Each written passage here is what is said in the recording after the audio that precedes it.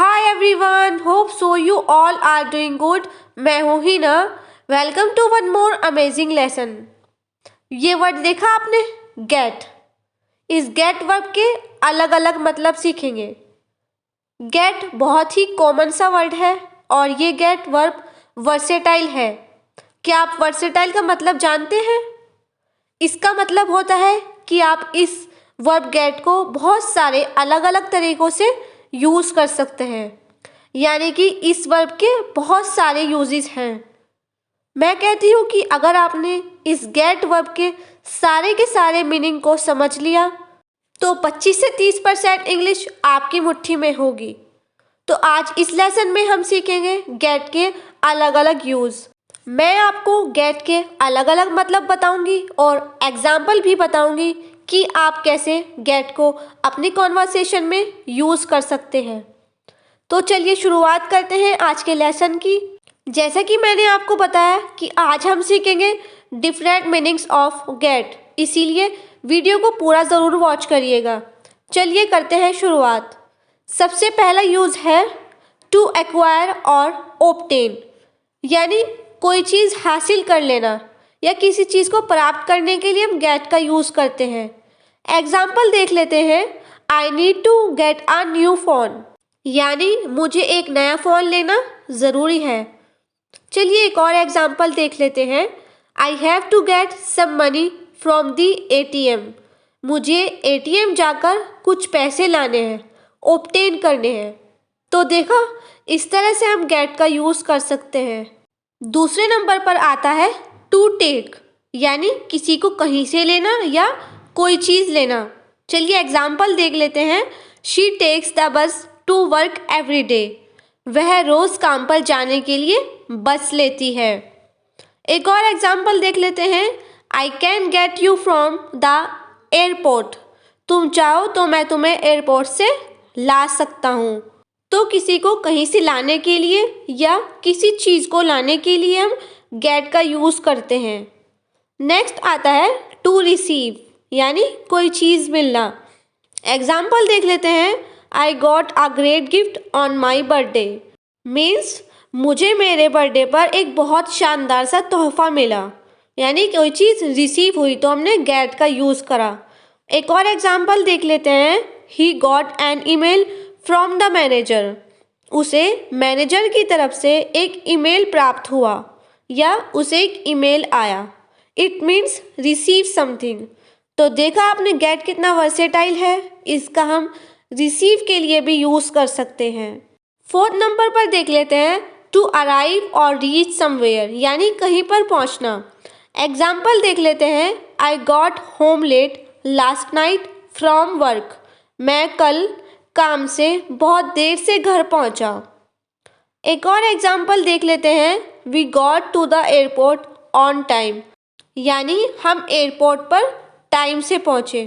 तो कहीं पर पहुँचने के लिए हम गेट का भी यूज़ कर सकते हैं।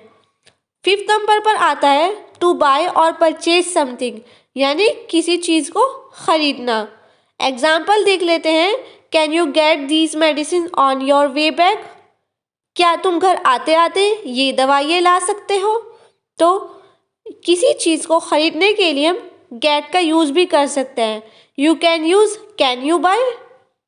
एक और एग्जाम्पल देख लेते हैं। I quickly get fruits from the market, मैं तुरंत मार्केट से फल लेकर आता हूँ।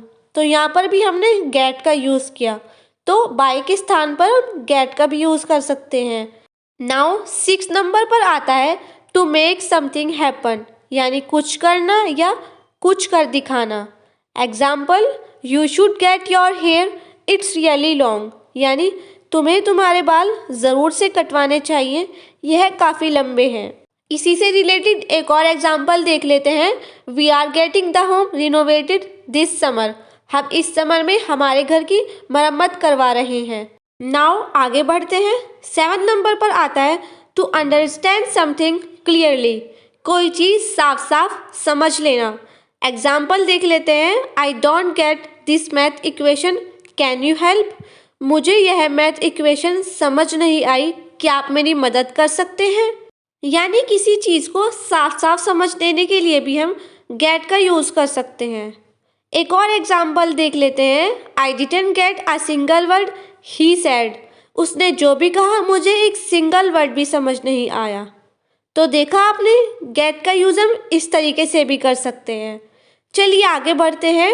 8 नंबर पर आता है टू बिकम, यानी माहौल बदल जाना। एग्जाम्पल देख लेते हैं।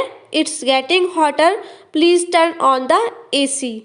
बहुत गर्मी हो रही है, प्लीज़ AC ऑन कर दो।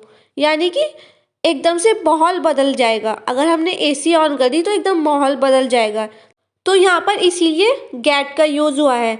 It's getting hotter, please turn on the AC। चलिए एक और एग्जाम्पल देख लेते हैं। You can get better at English if you practice regularly. यानी कि अगर तुम रोज़ प्रैक्टिस करते हो तो तुम अच्छी इंग्लिश बोल सकते हो।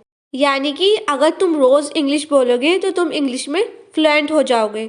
तुम्हारी इंग्लिश बिल्कुल बदल जाएगी, तुम एकदम से फ्लुएंट हो जाओगे। नाउ 9th नंबर पर आता है टू बी इन्फेक्टेड और गेट सिक, यानी किसी चीज़ से इन्फेक्शन हो जाना या बीमार हो जाना। एग्जाम्पल देख लेते हैं। He got infected with the virus while travelling, यानी यात्रा करते हुए वह वायरस से इन्फेक्टेड हुआ। एक और example, I got a eye flu from my colleague. मुझे मेरे कलीग से आई फ्लू हुआ। किसी चीज़ से इन्फेक्शन हो जाना या बीमार हो जाने के लिए भी हम गेट का यूज़ कर सकते हैं। नाउ 10th नंबर पर आता है टू अचीव सक्सेस, यानी सफल होना। किसी चीज़ में सफल होने के लिए भी हम गेट का यूज़ कर सकते हैं। चलिए एग्जाम्पल देख लेते हैं। He got an award as the best player of the year. उसे सर्वश्रेष्ठ खिलाड़ी के रूप में पुरस्कार मिला, यानी कि वह सफल हो गया अपनी लाइफ में, यानी कि उसे सर्वश्रेष्ठ खिलाड़ी के रूप में पुरस्कार जो मिला। एक और एग्जाम्पल देख लेते हैं। She got the highest band on her IELTS test, यानी कि उसने अपने आइल्स टेस्ट में सर्वश्रेष्ठ बैंड प्राप्त किया। आइल्स जो होता है वो बैंड में कैलकुलेट होता है, यानी कि उसने सर्वश्रेष्ठ बैंड प्राप्त किया कि वह कामयाब हो गई, उसे सक्सेस मिल गई। तो देखा आपने गेट कितना वर्सेटाइल है। हम इसका यूज़ डिफरेंट तरीक़ों से कर सकते हैं। और इस गेट का यूज़ हम वर्ब की जगह भी कर सकते हैं, जैसे कि ब्रिंग की जगह पर, टेक की जगह पर, बाय की जगह पर, लेकिन सिर्फ इनफॉर्मल कन्वर्सेशन में। और जब हम कुछ लिख रहे हैं या जैसे ईमेल लिख रहे हैं या हम किसी को लेटर लिख रहे हैं तो इसमें हम गेट का यूज़ नहीं करेंगे, उस पर हम सिंपली वर्ब का यूज़ करेंगे।